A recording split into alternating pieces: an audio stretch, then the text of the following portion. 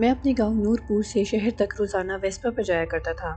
شہر ہی میں سبحان ٹریول ایجنسی میں بحیثیت سینئر کلرک کی میری ملازمت تھی۔ کہنے کو تو نورپور ایک گاؤں ہی تھا، لیکن وہاں بنیادی اور جدید ضرورت کی ہر چیز موجود تھی۔ میرا نام سجاد حیدر ہے۔ صبح 8 بجے نورپور سے روانہ ہوتا اور 10 بجے تک سبحان ٹریول ایجنسی پہنچ جاتا۔ آج کمپنی میں ضرورت سے زیادہ کام تھا، اسی لیے دفتر بند ہونے تک شام کے 6 بج گئے، اور جب شہری حدود سے نکل کر میرا ویسپا نورپور روڈ کے ابتدائیہ میں پہنچا تو سورج غروب ہو چکا تھا اور ہر سمت اندھیرے کی چادر گہری ہوتی جا رہی تھی۔ مجھے اندھیرے کی زیادہ فکر نہ تھی، کیونکہ میں نے ویسپا کی روشنی آن کی ہوئی تھی۔ اکا دکا کچھ عمر رسیدہ لوگ بھی سڑک پر جاتے نظر آ رہے تھے۔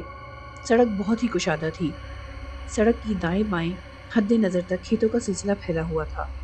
ویسپا موٹر سائیکل نے بمشکل 10 کلومیٹر کا فاصلہ ہی عبور کیا تھا کہ میری نظریں ایک خاتون کے سراپے پر پڑی۔ وہ بالکل تنہا تھی اور محض ایک سائے کی مانے نظر آ رہی تھی۔ اس کے بعد میرا ویسپا جو اس کے قریب ہوتا گیا تو اس کا سراپا بھی واضح ہوتا گیا۔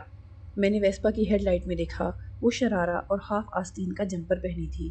اس کے سیاہ لمبے بال کافی لمبے تھے اور اس کی چال اس قدر پرکشش تھی کہ نظر ہٹانے کو جی نہیں کرتا تھا۔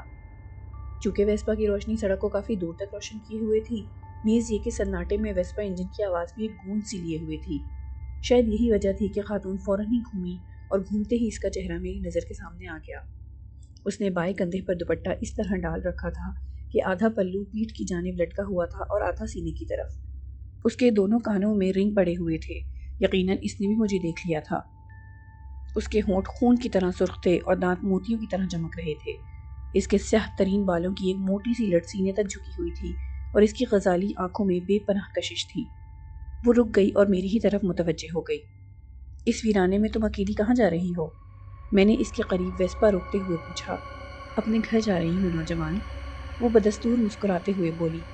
تمہیں ڈر نہیں لگتا؟ میں متاثر کن لہجے میں بولا۔ ڈر؟ کس بات کا ڈر؟ کیا تم مجھے میرے گھر تک پہنچا سکتے ہو؟ ہاں، آؤ بیٹھو، بہت پیارے انسان ہو۔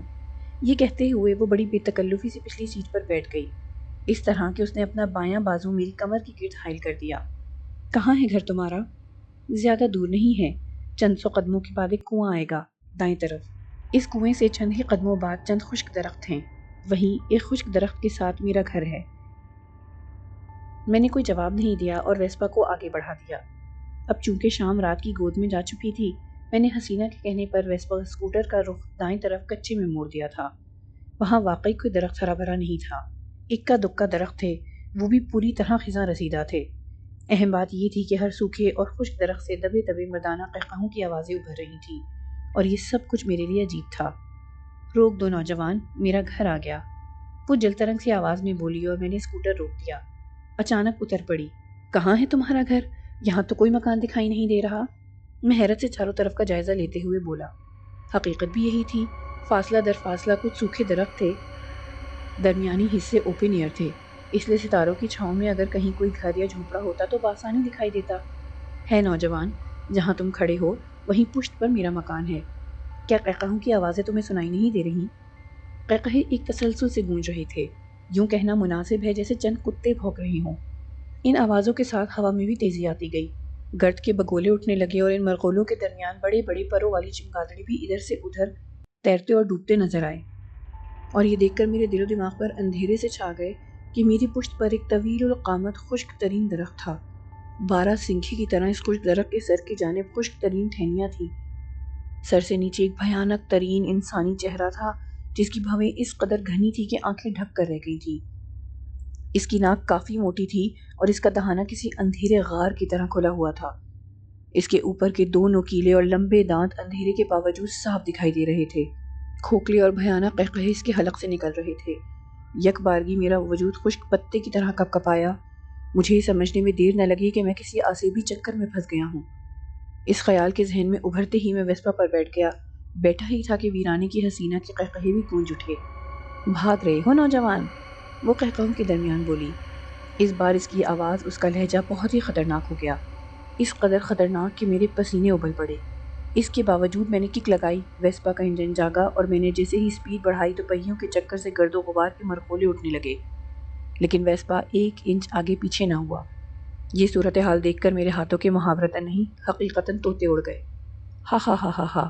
حسینہ فلک شگاف قہقہے بکیرنے لگی۔ تم تم میرے آخری شکار ہو۔ جب تمہارے خون سے میں اس کھوکھلے درخت کی آبیاری کروں گی تو یہ سرسبز و شاداب ہو جائے گا، ساتھ ہی تمہاری طرح انسانی وجود پالے گا، اور پھر نور پور کا کوئی زیرو زندہ نہیں بچے گا۔ سجاد حیدر۔ اچانک زندگی بخشنے والی مردانہ آواز سن کر میرے تمام بکھرے ہوئے اوسان مجتمع ہو گئے۔ میں اس آواز کو پہچان چکا تھا۔ یہ آواز جامع مسجد کے امام کی آواز تھی۔